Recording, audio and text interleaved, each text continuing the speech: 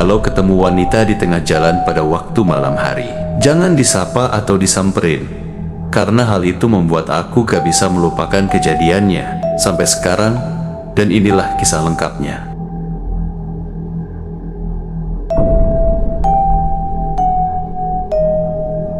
Aku kerja di sebuah perusahaan yang ada di Bandung. Kebetulan aku suka lembur sampai larut malam. Aku orang yang gak percaya pada hal yang mistis atau gaib.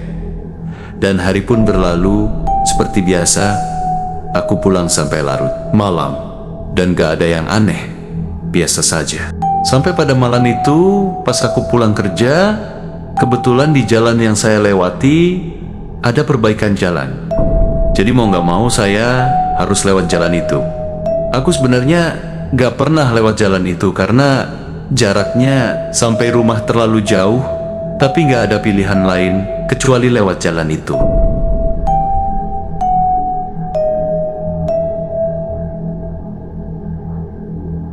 Singkat cerita, aku sampai juga di jalan. Itu kulihat lampu penerangan jalan yang nyala. Cuman ada satu. Jadi arah depan jalan begitu gelap dan banyak pohon, jadi terkesan seram dan sunyi. Motorku sengaja jalannya pelan, sebab aku belum tahu jalannya kayak gimana, takutnya ada lubang. Jadi lebih baik pelan aja jalannya. Sampai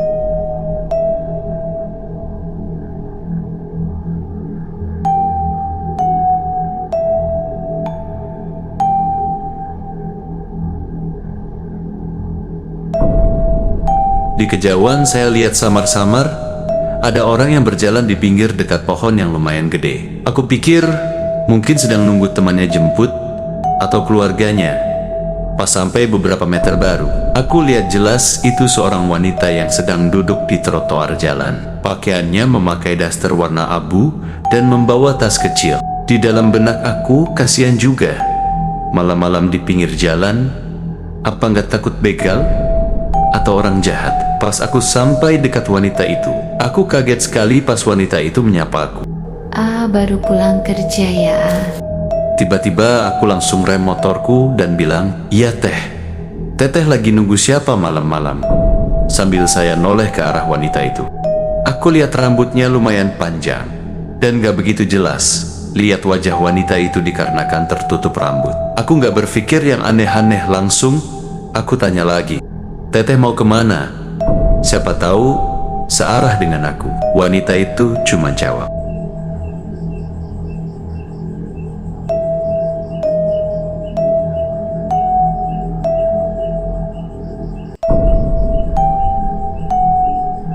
"Antar saya sampai depan aja."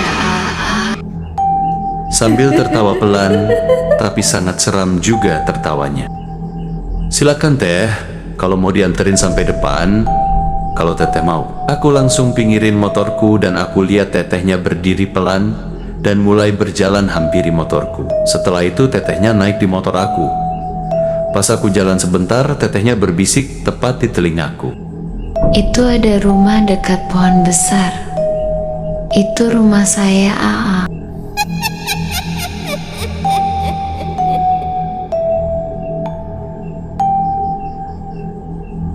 AA mau ke rumah saya."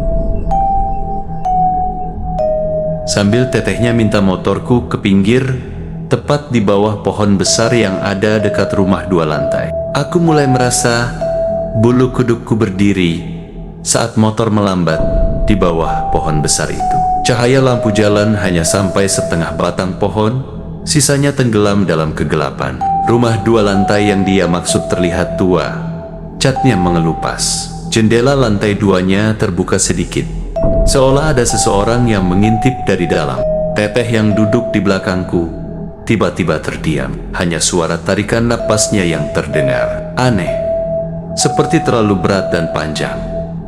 Aku memberanikan diri bertanya pelan, "Teteh, ini rumahnya?" Namun tetehnya cuma diam dan tidak ada jawaban.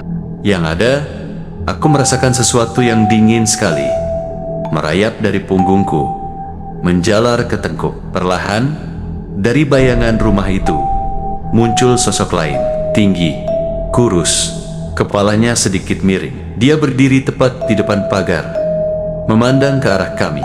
"Lihat itu bapak saya," bisik si Teteh. Di telingaku suaranya serak, tapi diakhiri dengan tawa lirih yang kali ini terdengar jelas dan nyaring.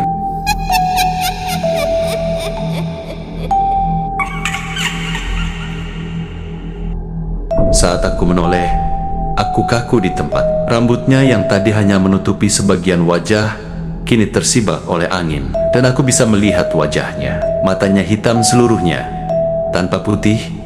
Mulutnya tersenyum lebar, terlalu lebar sampai seolah robek ke pipi. Aku lihat lidahnya menjulur panjang, dan bajunya berubah menjadi putih lusuh.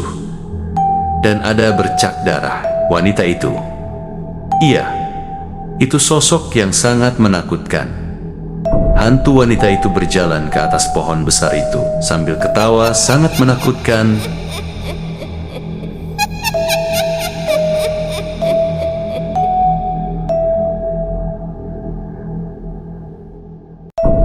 Aku masih terpaku di atas motor. Mataku bergantian memandang si Teteh di belakang dan sosok tinggi kurus yang kini semakin dekat. Suara tawa lirihnya berubah jadi cekikikan yang panjang, menggema di telinga. "Tuh, bapak saya mau ketemu," katanya sambil membungkuk mendekatkan wajahnya ke pipiku. Nafasnya dingin, seperti hembusan udara dari lemari es.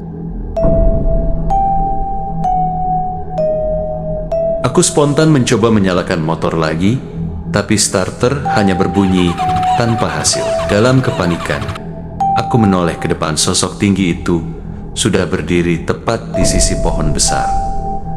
Di cahaya redup, aku bisa melihat jelas bahwa wajahnya tidak punya mata, hanya dua lubang hitam menganga. Mulutnya lebar, tapi bukan tersenyum, lebih seperti menganga, ingin menelan sesuatu.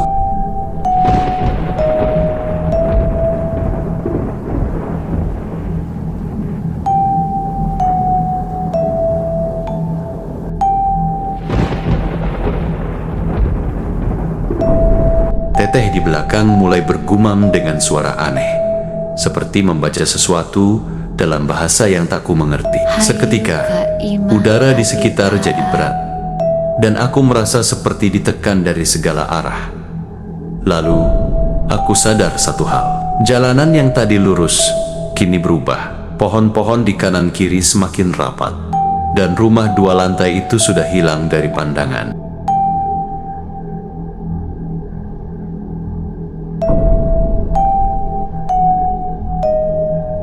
Kalau mau pulang, ikut saja ke rumah AA.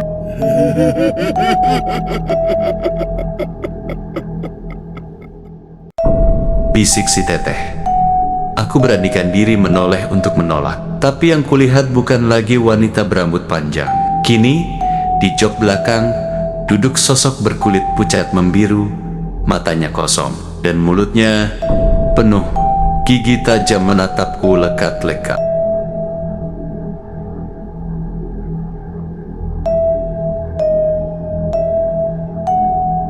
Tanpa pikir panjang, aku lompat dari motor dan berlari sekuat tenaga. Entah berapa lama aku berlari, sampai akhirnya aku jatuh tersungkur di aspal yang sudah bercahaya lampu jalan normal.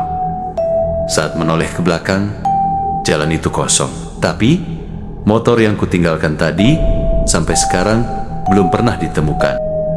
Dan yang paling membuatku tak bisa tidur, di helmku yang tertinggal di motor itu ada bekas tangan kotor seperti bekas genggaman seseorang yang menunggu aku kembali.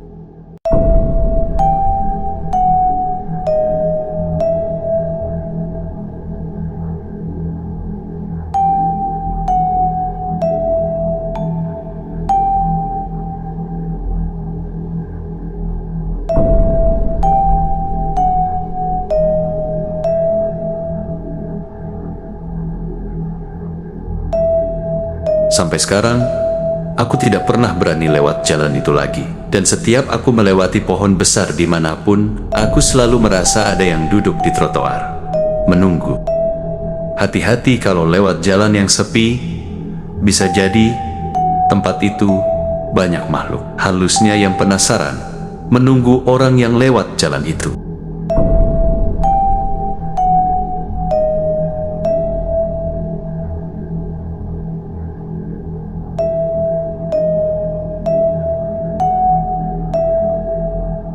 Ikuti terus cerita seram atau kisah nyata yang ada di daerah Bandung atau tempat lainnya. Subscribe channel saya supaya bisa terus membuat kisah seram yang membuat kalian tidak bisa tidur nyenyak.